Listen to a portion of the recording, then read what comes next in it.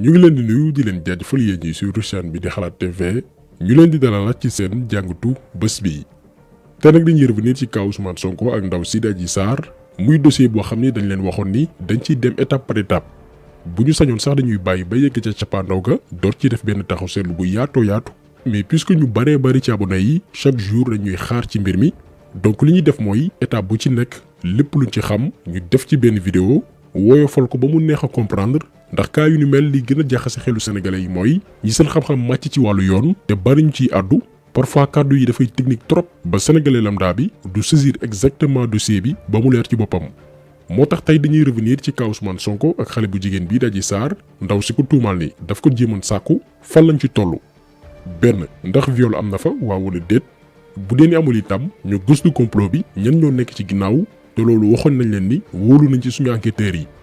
mais malheureusement ci côté woowu noonu malheureusement ci côté Ousmane Sonko dossier bi dañ ko génne ci loxoy gendarme yi procureur moo sàkku ñu boucler enquête bi transmettre ko dossier bi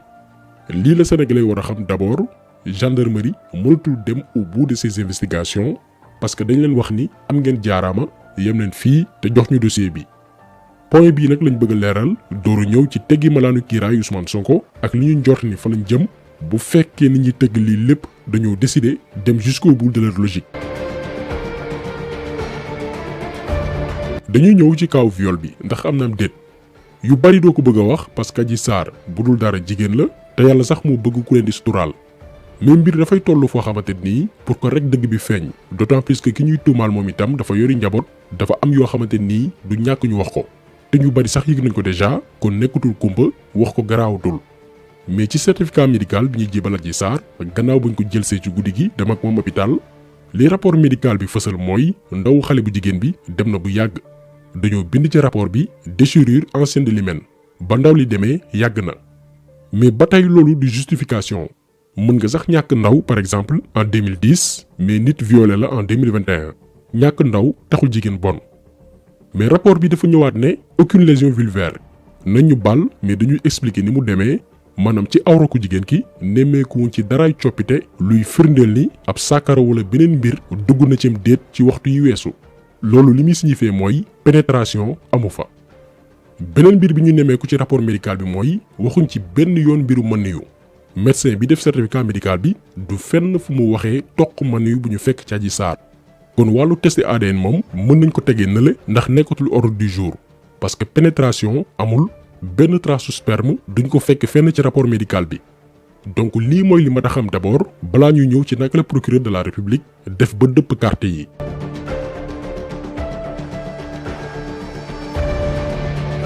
léegi ci biir enquête section de recherche ci témoignage yu Sidi Ahmed Mbaye mi jël si woon Adji Sarr dem ak moom Sidi Ahmed Mbaye dafa ne benn médecin ak benn avocat moo ko jàppale pour faciliter déplacement am moom ak Adji Sarr ci guddi gi.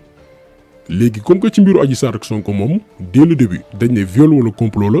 ci kaw viol bi moom yaakaar naa duñ ci reveniraat rapport médical bi leeral na lépp pénétration amul toq mën na yu relevé wuñ ko ci rapport médical bi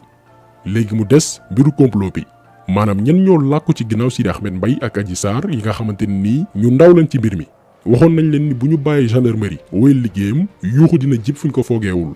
ñun Sidi Ahmed Mbaye ak Adji Sarr ay pion yu ndaw lañ leen jàppee ci dossier bii ndax boo xoolee ni doxalee ngeen xam ne yeewuñ dañ leen sacrifier ndeysaan dugal leen ci combat boo xamante ni daf leen dépassé seen xam-xam yeggu fa. léegi lan moo desoon mooy xam ban avocat ak ban médecin moo facilité déplacement wu Sidi Ahmed Mbaye ak Adji Sarr ci période couvre-feu bi loolu benn la. ñaareel bi mooy dem ci opérateur téléphonique yi tracé numéro yi Sidi Ahmed Mbaye doon communiquer le moment bi ñuy tëgg deal bi xam kan moo bind plainte bi Adji Sarr déposé ndax bi ko enquêteurs yi dégloo laaj ko kan moo la bindal plainte bi. dafa insister ne moom moo ko bindal boppam alors que ñun ñëpp xam nañ ni amul niveau d'étude bu poussé te éléments yi yëpp suñu gendarme yi macha allah bu ñu leen bàyyi woon ñu lijjanti ko en 48 heures mais malheureusement pour Ousmane Sonko procureur dafa sàkk ñu clôturer enquête bi daal di koy dakkal jébbal ko dossier bi ci ni mu gën a gaawee mooy li ñu doon wax la fois passée gannaaw ba tur Sidi Ahmed Mbaye génnee Sidi Ahmed Mbaye dañ koy rappeler doom la ci Maodo Malick Mbaye di responsable Benno Bokk Yaakaar donc gannaaw ba turam feeñee ci affaire yi. objectif bi moo nekkoon génne ko ci gaaw naka lañ ko ciy génnee mooy gendarmerie arrêté enquête bi noonu la procureur sàkkoo ñu clôturer investigation yi te jébbal ko dossier yi ni mu gën a gaawee alors que moom Sidi Ahmed Mbaye mooy porte d'entrée bi ñuy permettre mooy buntu bi ñuy may ñu yegg ca kaw xam ñan ñoo làkku ci complot bii nii mais malheureusement mujjul am enquête bi dañ ko yamale arrêté ko ci càkkuteefu procureur. waxoon nañ leen aussi la fois passée que bu dossier bi génnee ci loxo waa gendarmerie ñun amatuñ ci yaakaar procureur de la république procureuru Macky Sall la loolu nekkatul information yenn ci magistrat yi aussi dañuy préciser yenn ci magistrat yi moomuñu seen bopp ndax dañoo amal njukkal Macky Sall parce que ci benn wet moo leen yor mais dafa am beneen mbir bu doy waar ba tax avocat Ousmane Sonko yi envoyé lettre procureur ngir ñaawlu ko. xam nga bi ñu jëlee dossier bi ci waa gendarmerie dañ ne léegi toppatuñ Ousmane Sonko mais personne X la ñuy visé la xam maanaam dañuy def enquête xool kan moo tëddee Adji Sarr léegi paradoxe bi nekk ci mbir moomu noonu mooy bu fekkee ni personne X la ñuy visé maanaam alxam koo xam ni kenn xamu ko donc Ousmane Sonko jaratul ñi simi malaanu kiiraayam loolu nag moo jaaxal avocat Ousmane Sonko yi tax ñu bind procureur di ko artu ci procédure bi nga xamante nii entamé nañ ko maanaam naka ngay defee réquisitoire contre X ba noppi di sàkku ñu lever immunité parlementaire u benn doomi aadama